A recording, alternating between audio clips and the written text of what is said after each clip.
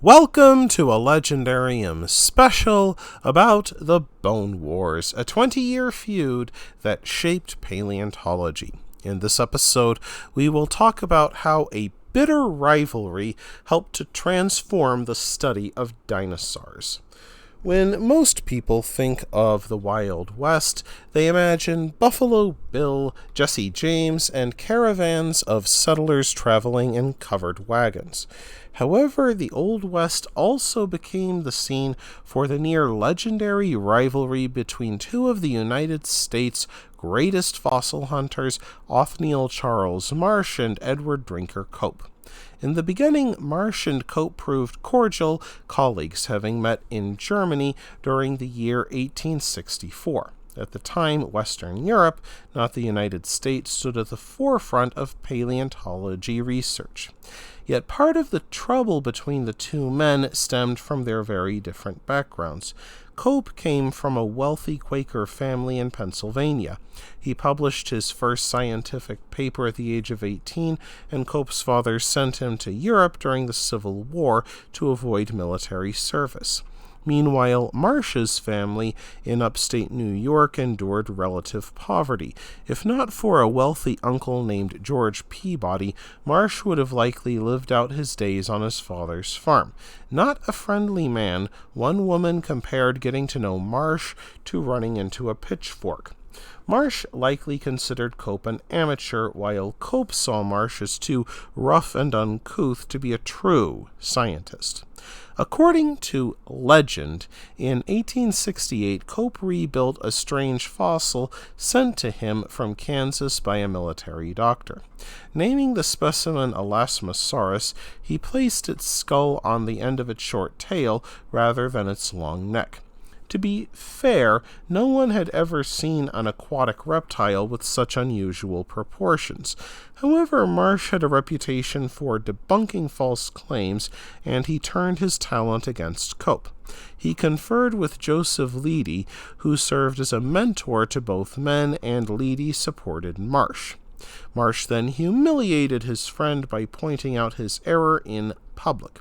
Afterwards, Cope attempted to buy and destroy every copy of the scientific journal in which he published his incorrect reconstruction, a task he failed at.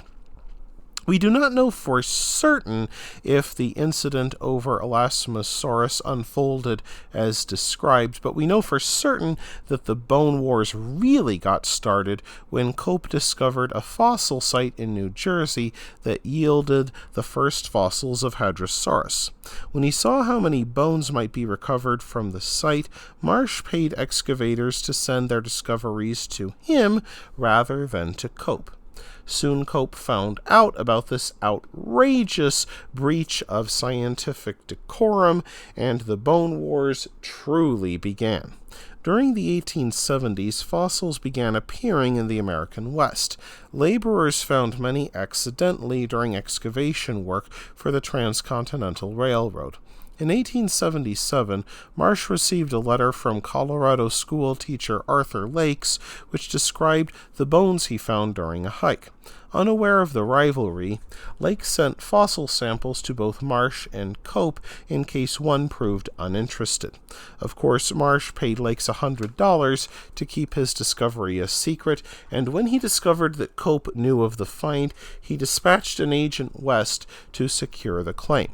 By this time, it became common knowledge in the area that Marsh and Cope competed for dinosaur fossils, and using false names, two laborers for the Union Pacific Railroad alerted Marsh to new fossil finds. They hinted they might strike a deal with Cope if Marsh failed to offer generous terms. And true to form, Marsh dispatched an agent who bribed the workers. And in this way, Marsh acquired the Como Bluff site in Wyoming, which produced 480 boxes of fossils, including the first specimens of Diplodocus, Allosaurus, and Stegosaurus. Union Pacific employees then leaked the story to a local newspaper, exaggerating the prices that Marsh paid for the fossils.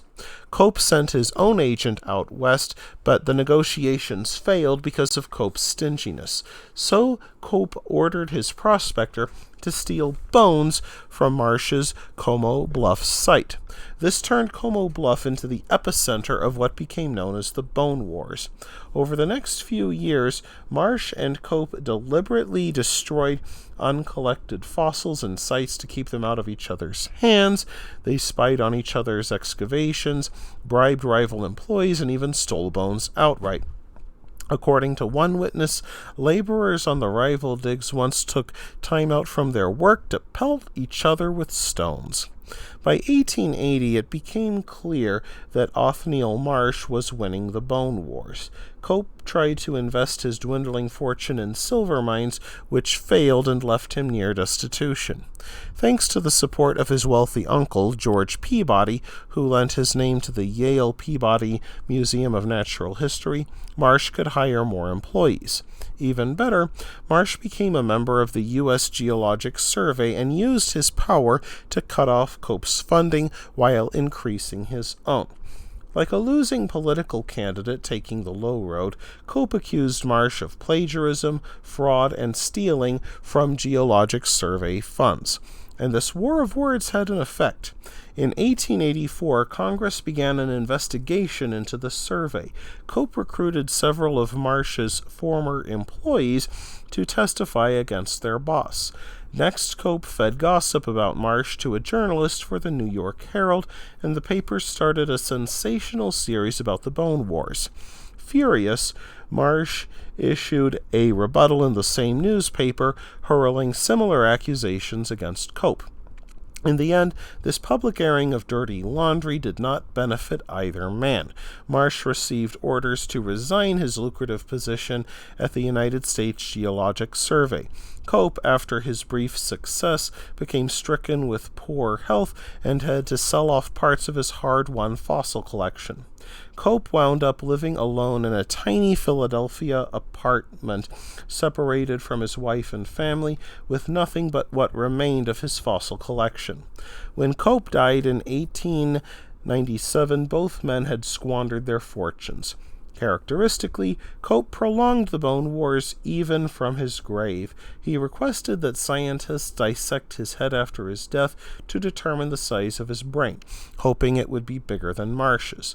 Wisely, Marsh declined the challenge, and to this day, Cope's unexamined head sits in storage at the University of Pennsylvania.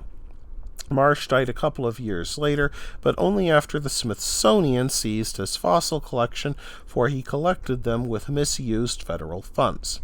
As undignified as the Bone Wars became, they had a profound effect on paleontology. As competition is good for commerce, it can also be good for science. Desperate to outdo one another, Othniel Charles Marsh and Edward Drinker Cope discovered many more dinosaurs than men in a friendly rivalry likely would. Marsh discovered 80 new dinosaur genera and species, while Cope named 56. The number of known species exploded. Each discovery created a wave of publicity as magazines and newspapers illustrated the latest amazing finds, along with the latest gossip about the outrageous rivalry between the two scientists. Reconstructed skeletons made their way to museums, where they reside to the present day. Unfortunately, the bad behavior of their American counterparts horrified European paleontologists. This left a bitter distrust that took decades to fade. Second, Cope and Marsh described and reassembled their dinosaur finds so quickly that they became careless. 100 years of confusion about Apatosaurus and Brontosaurus began when Marsh put a skull on the wrong body, as Cope did with Elasmosaurus, which started the Bone Wars in the first place. This sordid affair reminds us that science, despite its high ideals, remains a human enterprise done by, at times, deeply flawed human beings. That wraps things up for this episode of The Legendarium. I hope you enjoyed it.